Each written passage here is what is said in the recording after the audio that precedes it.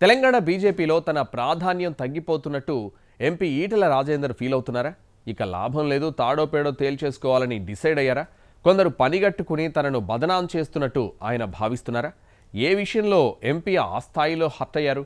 ఇన్నాళ్ళు కాస్త అటు ఇటుగా ఉన్నా ఇప్పుడెందుకు అంత సీరియస్ అవుతున్నారు? ఉమ్మడి కరీంనగర్ జిల్లా హుజూరాబాద్ నుంచి 2004-2023 మధ్య 4 సాధారణ ఎన్నికలు 3 ఉప ఎన్నికల్లో గెలిచి తన పట్టు నిలుపుకున్నారు ఈటెల రాజేందర్. కేసీఆర్తో విభేదించడంతో పాటు రకరకాల కారణాల వల్ల బీఆర్ఎస్ నుంచి బయటకొచ్చి బీజేపీ కండువా కప్పుకున్నారాయన. గత అసెంబ్లీ ఎన్నికల్లో హుజూరాబాద్తో పాటు గజ్వేల్లో అప్పటి సీఎం కేసీఆర్పై పోటీ చేసి 2 చోట్ల ఓడిపోయారు ఈటెల.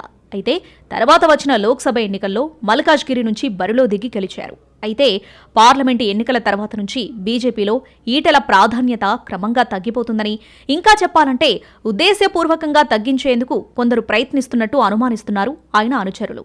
పార్టీ రాష్ట్ర అధ్యక్ష పదవి దక్కకపోవడాన్నే అందుకు ఉదాహరణగా చెబుతున్నారు. అదే సమయంలో మల్కాజ్గిరి ఎంపీ అయ్యాక హుజూరాబాద్కు టైం ఇవ్వడం బాగా తగ్గించేశారు రాజేందర్. అంతకుముందు వారంలో 5 రోజులకు తగ్గకుండా నియోజకవర్గంలో ఉండే నాయకుడు తర్వాత చుట్టపు చూపుగా మారిపోయారన్నది లోకల్ క్యాడర్ మాట.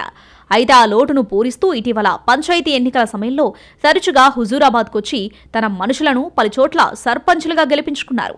కానీ ప్రస్తుతం మున్సిపల్ ఎన్నికలు జరుగుతున్న వేళ మళ్లీ ఇటువైపు రావడం మానేశారైనా. ఈ నియోజకవర్గం పరిధిలో జమ్మికుంట, హుజూరాబాద్ 2 మున్సిపాలిటీలున్నాయి. ఇక్కడ పట్టు సాధిస్తేనే ఎమ్మెల్యేగా విజయం దక్కుతుంది.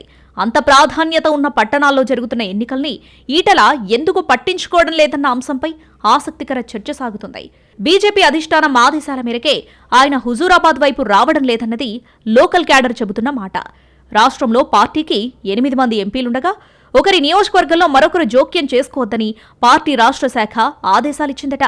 అందుకే రావడం లేదని కొందరంటుంటే, మరికొందరు మాత్రం మున్సిపల్ ఎన్నికల స్టార్ క్యాంపెయినర్స్ లిస్టులో ఈటెల ఉన్నారు. ఆయన రాష్ట్రంలో ఎక్కడైనా తిరగవచ్చు, రావద్దనంటే స్టార్ క్యాంపెయినర్గా ఎందుకు ఎంపిక చేస్తారని అడుగుతుంది మరో వర్గం. కానీ అసలు విషయం వేరే ఉందనే గుసగుసలు కూడా వినిపిస్తున్నాయి.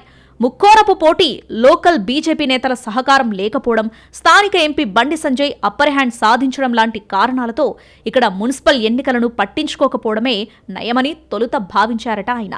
కానీ పక్క నియోజకవర్గాల్లో జోక్యం చేసుకోవద్దని పార్టీ నాయకత్వం సీరియస్గా చెప్పాక పునరాలోచనలో పడ్డట్టు తెలిసిందే.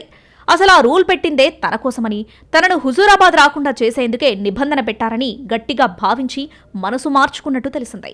ఆ క్రమంలోనే లోకల్గా ఉన్న తన గ్రూప్తో సంప్రదించి వాళ్ల ప్రభావం ఉన్న చోట్ల పోటీలో ఉండమని చెప్పేశారట. ఈ 2 మున్సిపాలిటీల్లో బీజేపీ ప్రకటించిన కౌన్సిలర్ అభ్యర్థుల జాబితాలో తమకు తగినంత ప్రాధాన్యత దక్కలేదని ఆయన అనుచరులు ఈటెల దృష్టికి తీసుకువెళ్లారు.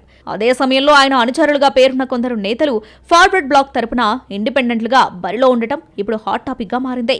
పైకి మాత్రం పార్టీ నిలబెట్టిన అభ్యర్థులకే తమ మద్దతని స్థానిక ఈటెల టీం ముఖ్యులంటున్నా లోపల వేరే జరుగుతుందనే అనుమానాలు బలపడుతున్నాయి. సర్పంచ్ ఎన్నికల ప్లాన్నే ఇప్పుడు కూడా అమలు చేయాలన్న నిర్ణయానికి ఎంపీ వచ్చినట్టు ప్రచారం జరుగుతోంది. నియోజకవర్గంలో పార్టీ కార్యక్రమాల్లో అక్కడక్కడ ఆయన ఫోటో లేకుండా ఫ్లెక్సీలు వెలుస్తూ ఉండటం దీనికి మరింత ఊతమిస్తుంది. అలాగే కేంద్ర మంత్రి బండి సంజయ్ నిర్వహించిన సుడిగాలి ప్రచారానికి సైతం టచ్మీనాట్ అన్నట్టే ఉన్నారట ఈటెల అనుచరులు.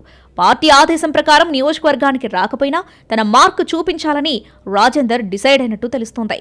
తాను ఎక్కడా ప్రత్యక్షంగా కనిపించకుండానే తన వారికి కావలసిన అన్ని హంగులు సమకూర్చాలని భావిస్తున్నట్లు సమాచారం. అదే జరిగితే 2 మున్సిపాలిటీల్లో పొలిటికల్గా కీలక మార్పులు జరిగే అవకాశాలున్నాయంటున్నారు విశ్లేషకులు.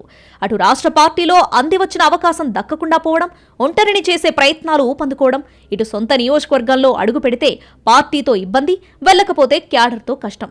ఈ సమయంలో ఇంకా సంయమనం పాటించడం సరికాదనే భావనకొచ్చిన ఈటెల తాడోపేడో తేల్చుకోవడానికి సిద్ధమయ్యారని గుసగుసలు వినిపిస్తున్నాయి. అయితే ఈ తాడోపేడో అన్నది డైరెక్ట్గా పార్టీతోనా, లేక తన అసెంబ్లీ నియోజకవర్గం హుజూరాబాద్ వరకే పరిమితమా అన్నది క్లారిటీ రావాల్సి ఉందని అంటున్నారు. గత అనుభవాలను దృష్టిలో ఉంచుకుని అత్యంత జాగ్రత్తగా పావులు కదుపుతున్న ఈటెల వ్యూహం ఫలిస్తుందా? ఆయన విసరబోతున్న ఈట ఏ లక్ష్యాన్ని చేరుతుందన్నది ఆసక్తికరంగా మారింది.